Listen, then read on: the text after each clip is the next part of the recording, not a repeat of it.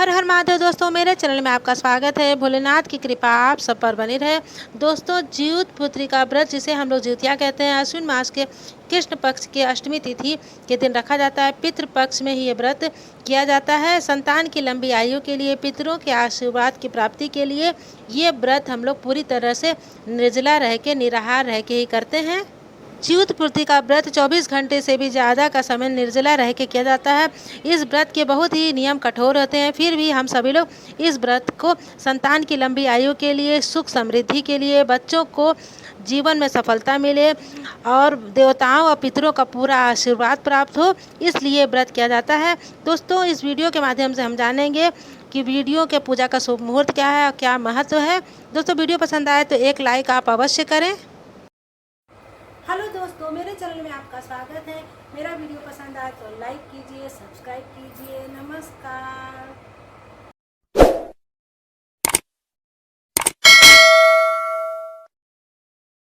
दोस्तों, ज्यूत पुत्री का व्रत अश्विन मास के कृष्ण पक्ष के अष्टमी तिथि को व्रत रखा जाता है। इस साल अष्टमी तिथि का प्रारंभ हो रहा है मंगलवार को, यानी कि 24 सितंबर को 12:03 पर।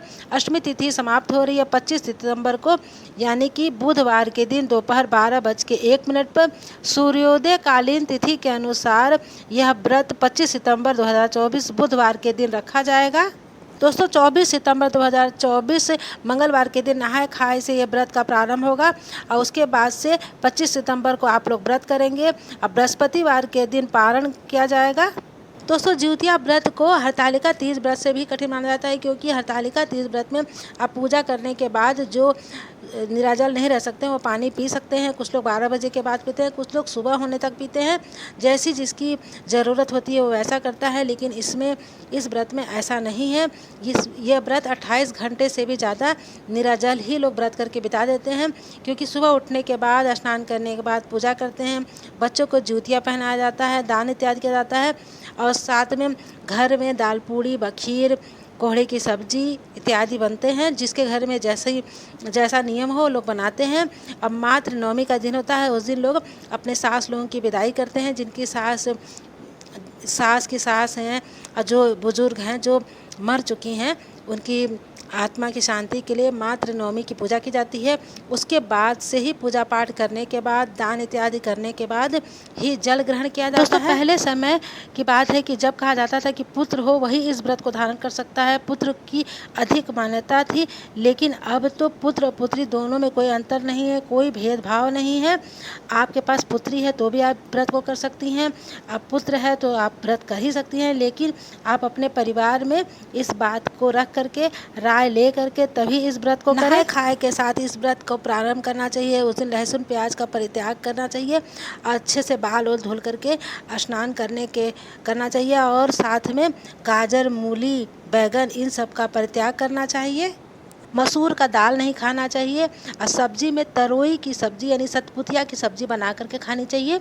तरोई का ही रूप होता है, छोटा छोटा मिलता है, हमारे यहाँ सतपुतिया बोला जाता है। उसकी सब्जी बना के खाई जाती है। ज्यूतिया व्रत के एक दिन पहले, जिस दिन नहाए खाए रहता है, उस दिन आप रात्रि में भोजन का समय जो होता है, खाना जब खाते हैं उसके आप सतपुतिया की सब्जी बना लीजिए, कुछ मीठा बना लीजिए, सिवई पूड़ी बना लीजिए या तो पुआ बना लीजिए। मीठा में जो आपके घर में लोग पसंद करते हैं उसको बना लीजिए और उसके बाद से आप सतपुतिया की सब्जी, पूड़ी, सिवई इस तरह से बना करके उसको आपको 3 जगह निकालना है। 3 जगह, एक निकाला जाता है अपनी सासू माँ के लिए, दूसरा निकाला जाता है सियार के लिए और तीसरा निकाला जाता है चील के लिए। रात्रि में जब ये छोटी छोटी पूड़ियाँ आप बना लीजिए, पहले ही साफ निकाल देना चाहिए। कहीं 3 बनता है, कहीं 5 बनता है, जैसा आपके घर में हो आप वैसा कर सकती हैं।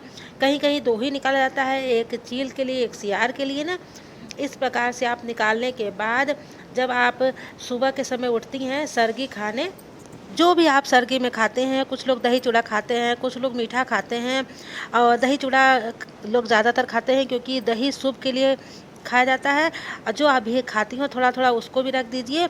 उसके बाद से सियार का आप ज़मीन में कहीं ले जा के रखिए और चील के लिए जो रखा जाता है वो छत पर ले जा कर रखा जाता है। इस प्रकार से आप जो आपने रात्रि में बना के रखा है उसको साफ़ सुथरे तरीके से ढक के रखे रहिए और 3 बजे के करीब ले जा कर के इसको नीचे सियार के लिए ज़मीन पे और चील के लिए छत पर ले जाके रख दीजिए, जहाँ आपका खुला जगह हो, जहाँ से चील ये सब खा सके। ध्यान करते हुए उन्हें पूड़ी, सिवई, तरोई की सब्जी या जो आपने सरगी खाने की तैयारी की है वो सब समर्पित किया जाता है। साथ में जल का पात्र रख दीजिए और जल का घेरा बना दीजिए। जैसी सुविधा आपके पास हो इस प्रकार से करिए। अपने पितरों से चीलों और सियारों का ध्यान किया जाता है और उन्हें समर्पित किया जाता है। उसके बाद से हाथ जोड़ करके प्रार्थना की जाती है कि हमारी संतान की आयु लंबी हो, हर प्रकार से संतान की रक्षा हो, जो हम व्रत कर रहे हैं वो निर्विघ्न रूप से पूर्ण हो। इस तरह प्रार्थना करके व्रत का प्रारंभ करना चाहिए। ये नियम आपको ठीक सरगी खाने से पहले किया जाता है। इस नियम को आप तब करेंगे जब आपकी सास नहीं है, क्योंकि पितरों के लिए किया जाता है। यदि आपकी सास हैं तो आप इस काम को नहीं करेंगी। कुछ घरों में चिल्लों सियारों को सभी लोग देते हैं। अगर जैसा आपके घर में हो उस प्रकार से आप करिए। इस प्रकार से आप व्रत का प्रारंभ करिए। सरगी खाने के समय जब आप जल ग्रहण करें तो उस वक्त आप अपनी जो भी दवा हो, थायराइड की, बीपी की, शुगर की, रात्रि में ही खा लेना चाहिए, क्योंकि दूसरे दिन आपको निराजल निराहार व्रत रहना है। इसलिए इस बात को पूरा याद करके करना चाहिए। समय आपको ब्रश कर लेना है। ब्रश ना हो तो आप दातून कर लीजिए, क्योंकि साफ सुथरा ब्रश से ही ब्रश करना चाहिए, नए ब्रश से, क्योंकि आप व्रत प्रारंभ कर रही हैं। इसलिए जूठे ब्रश से जो आप डेली इस्तेमाल करती हैं उससे आप ब्रश ना करें। सुबह के समय आप स्नान करें, विधिवत पूजा की तैयारी करें। पूजा करते समय ही मानसिक रूप से या तो जल अक्षत लेके पूजा का जो आप व्रत कर रही हैं उसका संकल्प लें। जिस घर में लड़कों का शादी ब्याह हो चुका है, जनेऊ हो चुका है, वो लोग शाम के समय जब पूजा करती हैं तो सोने और चांदी की ज्योतियाँ बनती है, उसी ज्योतिया को पहन के पूजा करती हैं। जिन माँ के बच्चे छोटे हैं वो लोग ऐसे ही पूजा करती हैं। हर घरों का नियम अलग अलग होता है, इसलिए इस नियम को अपने घर परिवार के परंपरा के अनुसार ही करना चाहिए। जिस प्रकार से आपके पूर्वज करते चले आ रहे हैं उसको पता कर लेना चाहिए और उसी प्रकार से पूजा विधि का नियम करना चाहिए। जिउतिया व्रत का पारण नवमी तिथि के दिन करना चाहिए। नवमी आपका 8 बजे लगे, 9 बजे लगे, 10 बजे लगे, जो भी समय लगे उतना समय इसका पारण किया जाता है। नहाने के बाद, स्नान करने के बाद, पूजा करने के बाद घर में दाल पूड़ी बखीर इस प्रकार से बनाया जाता है, क्योंकि मातृ नवमी की पूजा होती है। कढ़ी चावल जो भी आप बना सके बनाइए और अपने सास लोगों के लिए निकालिए जो आपके पितर हैं, और गाय के लिए, कौवे के लिए और कुत्ते के लिए भी निकाला जाता है। निकालने के बाद ही आप इसको ग्रहण कर सकती हैं। उसके बाद सास को जब आप नेनुए के पत्ते में रख करके मतलब एक दाल पूड़ी बखीर चावल कढ़ी ये सब निकाल दीजिए थोड़ा थोड़ा। उसके बाद उन लोग को सिंदूर लगाया जाता है, और जो अगर वीडो है तो उनको सिंदूर नहीं लगाया जाता है। इस प्रकार से करने के बाद उस सिंदूर को अपने मांग में लगाने के बाद ही जिउतिया जो धागा होता है उसको एक दूसरे को, बच्चों को पहनाया जाता है, और घर में जो लेडीज़ और भी हैं उनको भी पहना दिया जाता है। उसके बाद से आप चाय पानी पी करके और ग्रहण कर सकती हैं जो आपने खाना बनाया है। खुद पारण करने से पहले ब्राह्मणों के लिए दान पहले निकाल दीजिए, उसके बाद ही आप भोजन ग्रहण कर सकती हैं। इस प्रकार से आपका व्रत पूर्ण हुआ।